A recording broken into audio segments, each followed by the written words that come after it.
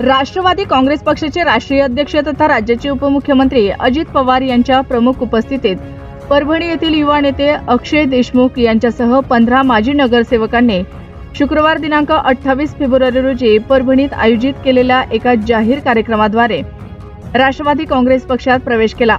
जिंतूर रस्त्यावरील महात्मा फुले विद्यालयाच्या प्रांगणात आयोजित केलेल्या जाहीर सभेसह पक्षप्रवेश सोहळ्यास माजी मंत्री नवाब मलिक, आमदार विक्रम काळे, आमदार राजू नवघरे, जिल्हाध्यक्ष तथा आमदार राजेश विटेकर, महानगर जिल्हाध्यक्ष प्रताप देशमुख, माजी विरोधी पक्षनेते विजय जामकर, अक्षय देशमुख यांच्यासह अन्य नेते उपस्थित होते।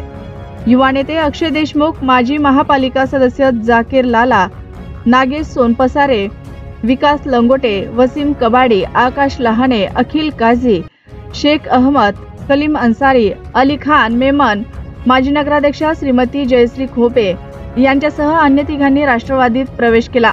यावेळी उपमुख्यमंत्री पवार यांच्यासह अन्य नेते मंडळींनी त्यांचे स्वागत केले। या प्रसंगी युवा नेते देशमुख यांनी आपल्या भाषणातून महापालिका स्थापन झाल्यानंतर पहिले 5 वर्ष प्रथम महापौर प्रताप देशमुख यांच्या नेतृत्वाखाली महापालिकेत उत्तम पद्धतीने काम केले, परंतु पुढील 5 वर्षात ज्येष्ठ नेत्यांच्या दबाव तंत्राच्या वापरामुळे मनमानीमुळे विकास कामे ठप्प झाली।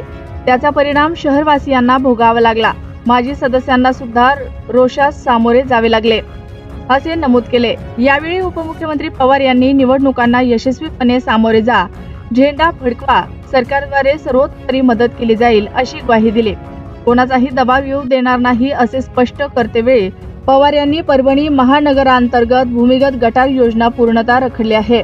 आजच आपण वरिष्ठ अधिकाऱ्यांबरोबर चर्चा करून या योजनेअंतर्गत अडथळे दूर करण्यासंदर्भात मुंबईत स्वतंत्र बैठक घेऊ व योजना मार्गी लावू। महानगरांतर्गत रस्त्याची अवस्था निश्चितच बिकट आहे। रस्ते कामाकरिता निधी दिला जाईल, तसेच समांतर पाणी पुरवठा योजनाही मार्गी लावू अशी ग्वाही पवार यांनी दिली।